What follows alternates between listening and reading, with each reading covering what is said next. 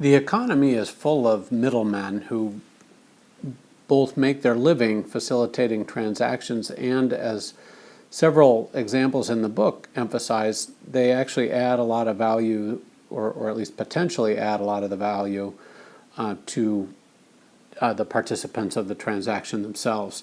So the book again has several examples, from the salesperson at a ski shop who knows a lot about skis to the middleman who matches the owner of a Babe Ruth card with a high-valued buyer.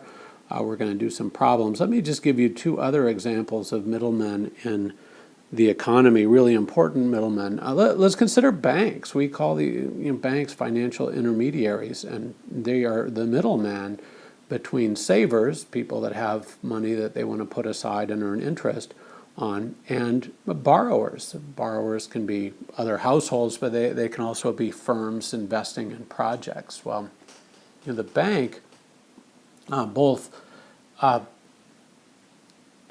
can gather up the savings of people who trust banks. There's by no accident traditional banks look a lot like churches, because you want to convey to savers that their money is safe there. But if you had money that you wanted to invest productively, and you were limited to the network of friends and acquaintances, chances are it'd be pretty tough to find a project that's going to return much of an interest rate, or even find a trustworthy borrower for a lot of money that is really likely to pay you back. But the bank knows where those opportunities are, typically much better than you, or than most of us anyway. And then from the borrower's point of view, the borrower might have a hard time reaching out to a bunch of different savers and selling them, say, bonds or whatever other debt instruments they'd be trying to sell them.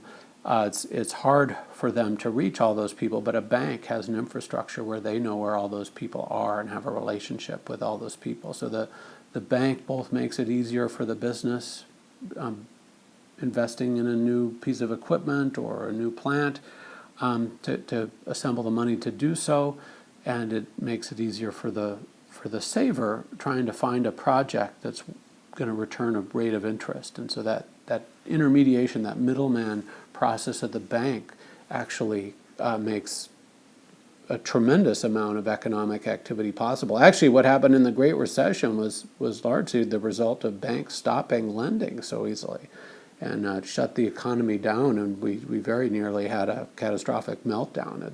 It's a good illustration of the importance of those middlemen. Another example is a real estate agent. If you are selling your home, my neighbors are selling their own home, and they're not using an agent, and of course they save the fees on the home. But the problem is that it's very difficult for a single homeowner to market their property effectively. There's all sorts of tricks to getting a home ready for sale. There's access to a network of other agents. There's all sorts of things that make it difficult to sell your own home. Even most of us are probably not going to try that. Maybe some of us will. On the buyer end, you can go through a neighborhood and stop at a sign and buy the house. Sometimes that works out. But often, you may not know the right questions to ask of the inspector.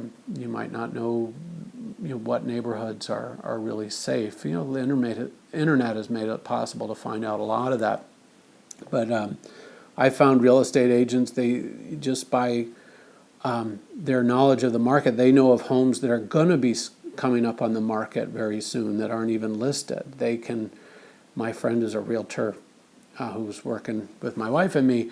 They're sitting there watching the listings minute by minute, and the second a listing comes up, they'll give a call, and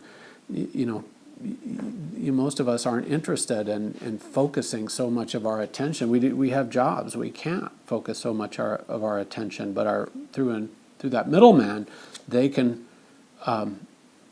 let us know of an opportunity that we had no idea about, and that makes us better off, and it earns them their fee, and of course the seller has sold to a higher valued buyer as well.